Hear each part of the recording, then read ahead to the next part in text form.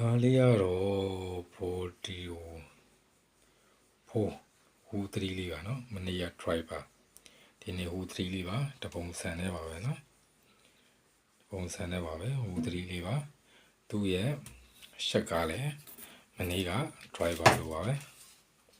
နော်280လေးရရှက်ပါ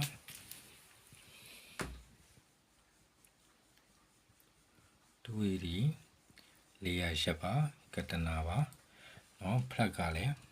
ဖလက်ပါပဲနော်ဖလက်ပါပဲနော်မနေ့ကလိုပါပဲနော် pro divine ကတနာပါနော်သူရဲ့ရောင်မြန်နေကျန်ပါသေးတယ်သူရဲ့ရောင်မြန်တဲ့စိတ်ကလေးတွေရောင်မြန်တဲ့စိတ်ကလေးရှိပါသေးတယ်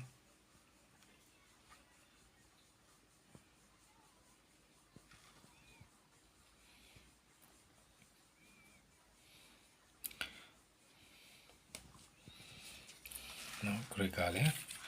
ဟိုလိုချင်တဲ့ဂရိတ်ပါနော်ဂရိတ်ကအပေါက်ပြန်နာစာသူလည်းမရှိသေးပါဘူးညာနော်ဂရိတ်လည်းကောင်းပါတယ်နော်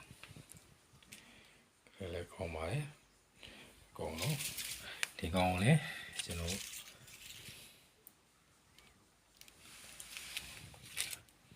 ground နေပါရင်တန်ပါသေးရနော်မနေ့က driver မှာတော့ဒီနေ့လေးမှာနည်းနည်းအနာလေးပါတယ်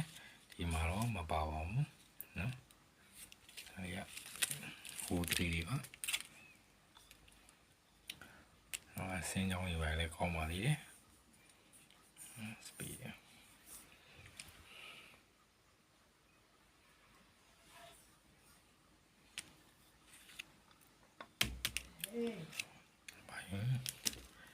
နေရရွှေအောင်ဒီစုပ်ကလေးလည်းပါသေးတယ်နော်ဟုတ်ပါပြီပြီးတော့ဒါတော့မနေ့ကဟုတ်တယ် driver လေးပါနော် driver ရဲ့ဒါဟို3လေးရဲ့တွဲလေးလိုက်ပါနော်ဒါကျွန်တော်တို့တွဲလေးလိုက်ရပါမယ်နော်မနေ့က driver ကိုကျွန်တော်တို့3သိန်းဝယ်ပြောထားပါတယ်ဒီ